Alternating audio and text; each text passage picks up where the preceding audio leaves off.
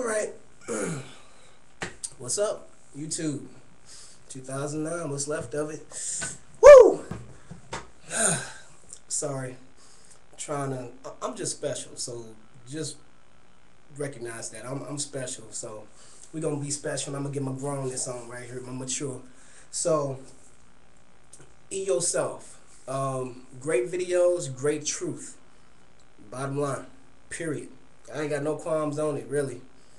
But based on the input I've been getting on my videos for the last about year or so, or however long it's been since I put the stuff on here, because I guess it was earlier this year or whatever. So all this year, I've been getting stuff, people hitting me on about the gay stuff, on this or that, or whatever. People agree, people disagree, whatever. All right, for the record, no, I'm not gay, number one. Number two, if you have a problem, don't have an understanding that it is a sin, just like so many other sins, you know, that's on you. I ain't got time to explain that one. Some of y'all just don't get it.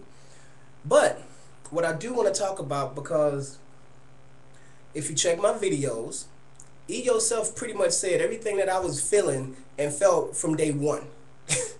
That's number one. But I love this conversation because unfortunately a lot of it needs to be discussed and it hasn't been discussed.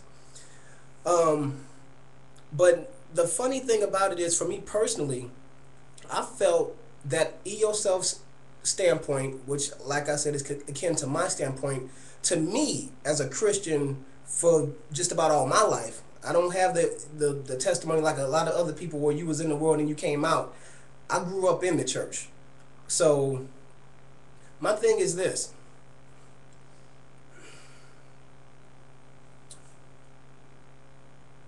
It's a serious problem when you pick out one sin and you want to amplify it above all the others, to the point where you fail to even make any sense and you look like a big hypocrite. Because here's the problem.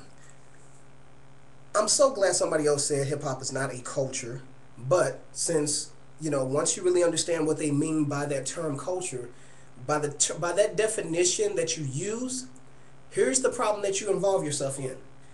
If hip-hop is a culture, then so is football, so is basketball, so is a musician. There's a musician culture, there's a football culture, there's a base. If you're a professional entertainer, if you're a professional athlete or whatever, you are in a culture that is separate and removed from most people. So you are in a culture in and of itself. Whether you're in high school, there's a high school culture. You're at your job, that's a job culture. So that being said, woo! Somebody go understand this joker. Come on now. Look, if that's the case, if y'all don't understand that, I can't help you. If you do not understand that your definition of making hip-hop a quote-unquote culture, it's no different than your job culture, your school culture, your professional sports culture.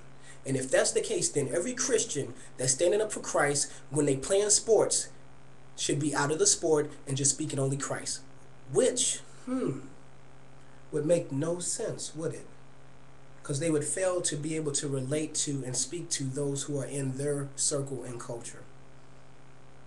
Because there's a big Christian presence in football, as we all know.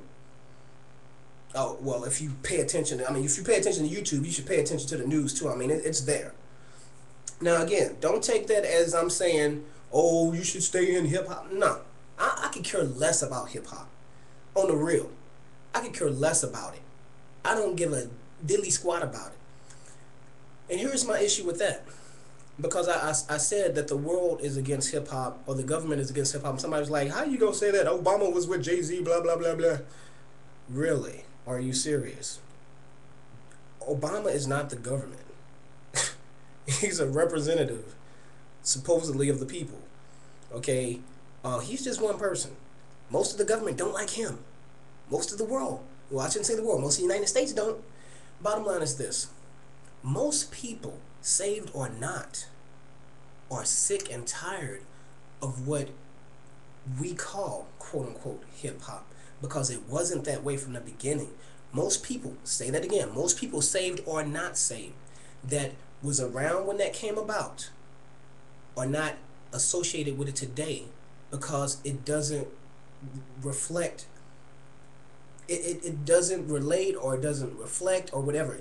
Basically, in the bottom line, I'll translate it this way. The sin has gotten too bold because the sin was always there. And here's the other catch. Saved or unsaved, it's like this.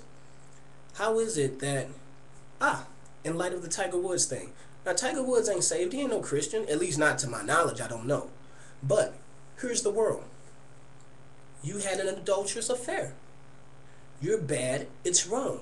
They not saved. These ain't saved people talking about this. The media is not saved. Ain't none of these jokers saved. But guess what? We all know right from wrong, don't we? Ah.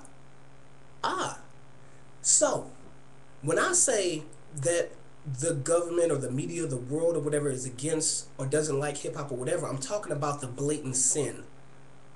The killing, they're talking about killing, they're talking about selling drugs, talking about all the sinful things that are talked about and amplified in hip-hop. Nobody denies that any of that stuff is wrong. Thus, those who associate with it knowingly accept sin. Knowingly. So let's not get stupid on that. Okay? So that's my big issue. For me, it's common sense. Should be. But good sense ain't common, so let me change that. Good sense would tell a Christian, I guess not a baby Christian, but good sense should even tell a baby Christian. Good sense would tell any human being that if this is wrong, and I know it's wrong, I know that selling drugs is wrong, I know that killing is wrong, I know that having sex with a bunch of people outside of marriage is considered wrong, even for unsaved people. Because here's the funny thing about that. Go take it at high school level. You can't go with 2 girlfriends and 2 boyfriends at the same time and it be accepted. Saved or unsaved. Hello? And it doesn't change once you become an adult.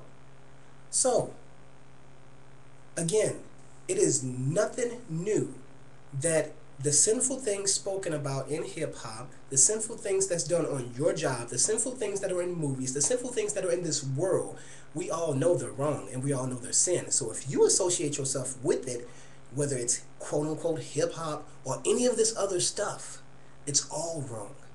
My problem is, how dare you try to make money off of amplifying one sin? Claiming that that this great big epiphany from God, that only you have this knowledge that, guess what? This one sin is really wrong, and you're a fool to think that it's not. Really? Wow. I'm sorry, no epiphany there. Actually, it becomes real problematic. Why? Because you're talking mainly to church people.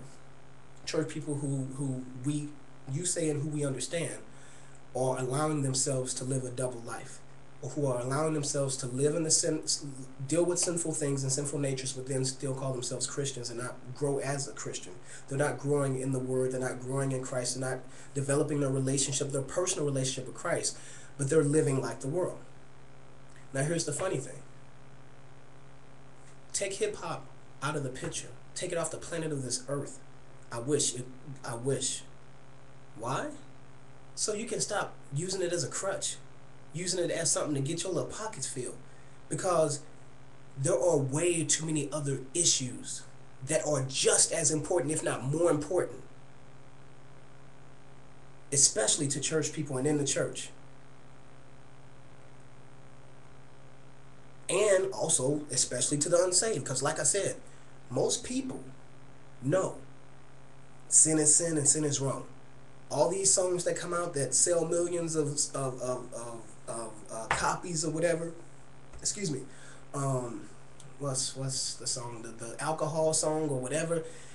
Ain't nobody stupid. People know that stuff is wrong.